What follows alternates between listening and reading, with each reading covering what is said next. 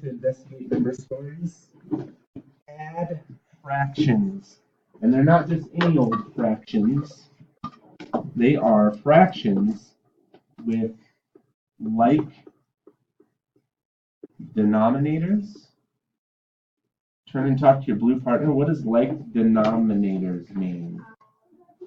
What partner? Blue partner.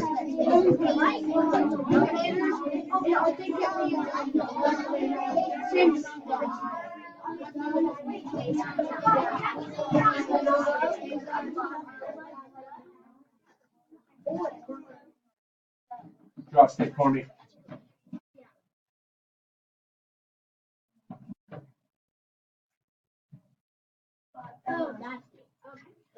What's a like denominator? You couldn't hear it. Don't worry. Duke and I think that it's a denominator that's like the same as I don't know. Another helper? Yes.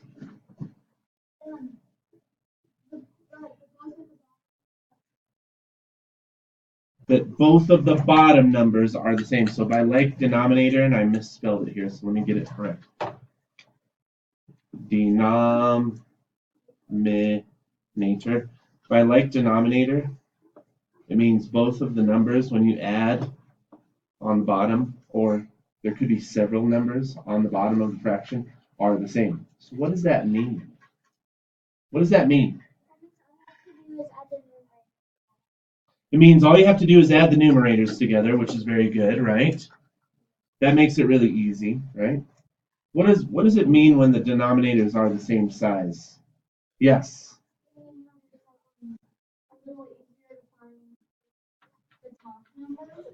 It's a little, yep, we just had the numerators, like was said, a little easier to find. I like that thought. Yes.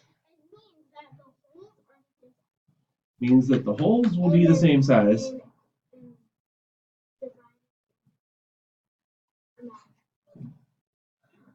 Just divide it into the same amount of parts, which are also the same size. Here's something you need to know. You cannot add different sized pieces. You can't do that. We're going to start to look into what you do more with different sized pieces. But today you're going to be looking at like denominators, which means they're the same size pieces. They add very easily. Yes, sir.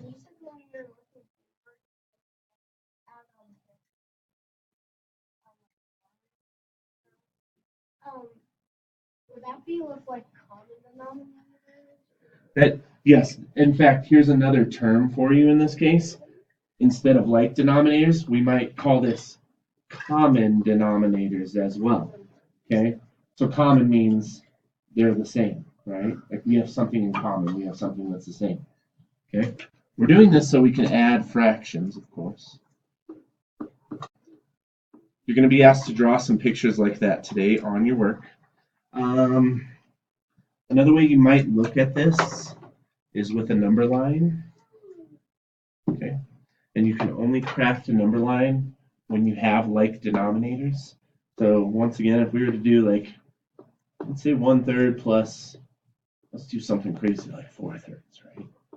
Okay, as was pointed out, because the denominators are the same, the denominator does not change. We have common denominator, right? And it makes it easy to find what the numerator would be. We just have to add 4 plus 1 is 5. You don't add the two.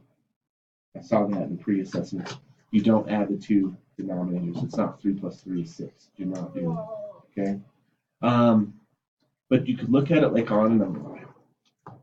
Let's say we have 2/3, 3/3, 4/3, 5/3, 6/3, 7, on and on, right? So we have 1/3, 2/3, 3/3. What's another name for 3/3, by the way? Yes. 1 or 1 whole, yes. 4/3, 5/3, 6/3. What's another name for 6/3? Yes, sir. 2 or 3. Okay, so we're there. Okay, So this is what it looks like. Do you remember what, earlier in the year with fractions I told you, you always start counting by counting with 0. Even if you don't say 0, I know you probably learned 1, 2, 3, 4, 5, 6, 7, 8, 9, 10. To get to 1, you have to start with a 0. So on your number line, it looks like this. The only way you can get to 1 is by having a 0. Does that make sense? Okay, good.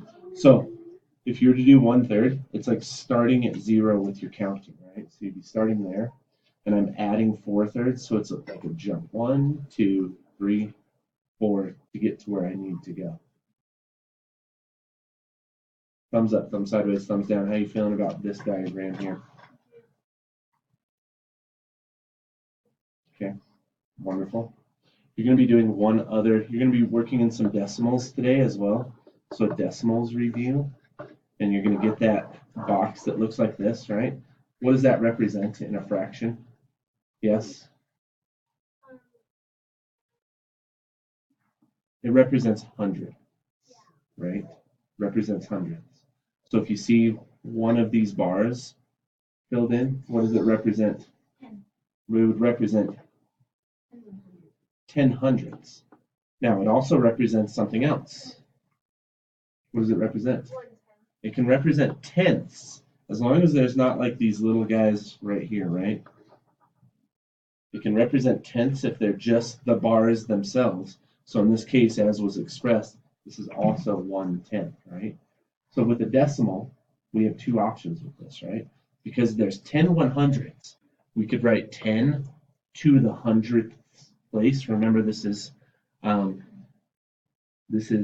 tenths and this is hundredths. Or we could just write 1 to the 10th place. And all of these numbers are equal. What's that? There's not one. So it's called the tenths. It's 1/10. This is 1 in the 10th place. Okay? This is 10 hundredths. This is 10 to the 100th place. Does that make sense? Then I've also said you can add a 0, as many zeros as you want. It's all the same. Yep. Once you do that, that's different. Okay.